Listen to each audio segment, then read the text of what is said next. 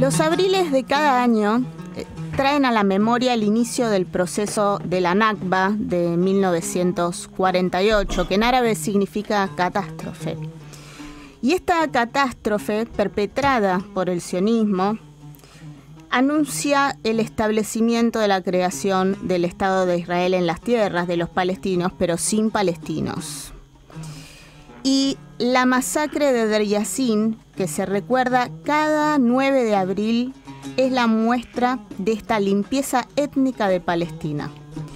Hace 68 años ya de aquel 9 de abril de 1948, donde tuvo lugar una de las peores masacres en Palestina, en Der Yassin, un pueblo palestino ubicado a pocos kilómetros del oeste de Al-Quds, en Jerusalén, pueblo que contaba en ese momento con alrededor de unos 700 palestinos, ¿sí? Esta masacre, planificada por el sionismo en el marco del Plan Dalet, el plan de limpieza étnica en Palestina, fue llevado a cabo por miembros de las bandas terroristas sionistas llamadas Stern y el Irgun, como así también de la Ganak, una milicia paramilitar que se constituiría en el núcleo fundacional de las Fuerzas Armadas israelíes después de establecerse el Estado de Israel. Los terroristas sometieron a los habitantes de Der Yassin a crímenes terribles, entre ellos violaciones a mujeres y niñas, mutaciones, vientres que abrían de mujeres embarazadas, terrible. Se estima que 254 palestinos fueron asesinados en esta masacre. Der Yassin es tan solo una muestra más de más de 500 aldeas palestinas que siguieron en este proceso de limpieza étnica. Como lo titula el libro de Ilan Papel, prestigioso historiador israelí y profesor de la Universidad de Haifa.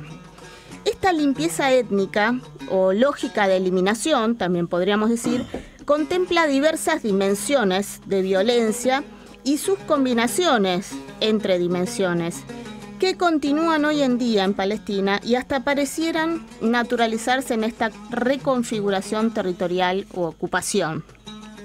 Podemos hablar de diversas dimensiones de la violencia y estas posibles combinaciones. Les voy a dar algunos ejemplos. Bueno, la más conocida de las violencias podemos decir que es la dimensión de la violencia física, las torturas a los prisioneros palestinos, las matanzas llevadas a cabo y hacia la población civil palestina.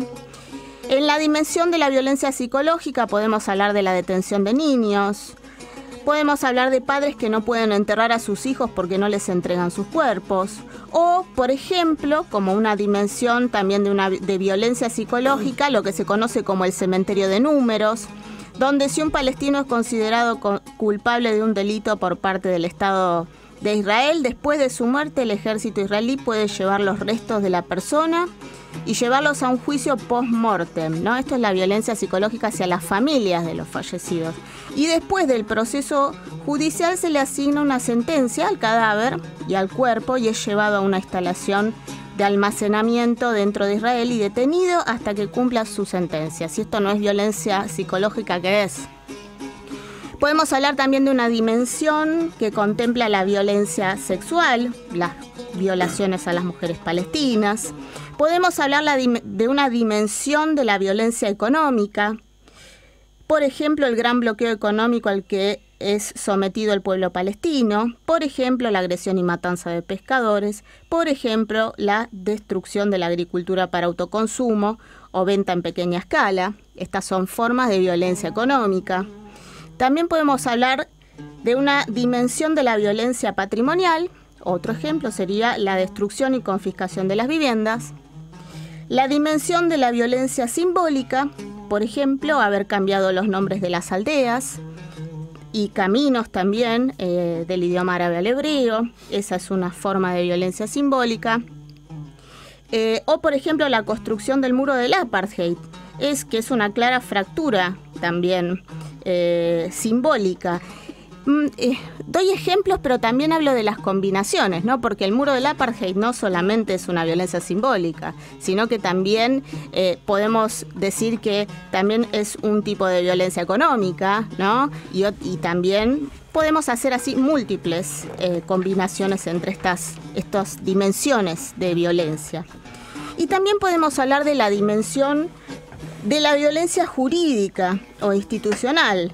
Por ejemplo, la figura de la detención administrativa preventiva, es decir, un eufemismo utilizado por el régimen de Israel para referirse a los encarcelamientos sin juicio previo, es decir, ilegales, y las retenciones indefinidas, es decir, la detención a su antojo. Esta sería una forma de violencia jurídica o institucional.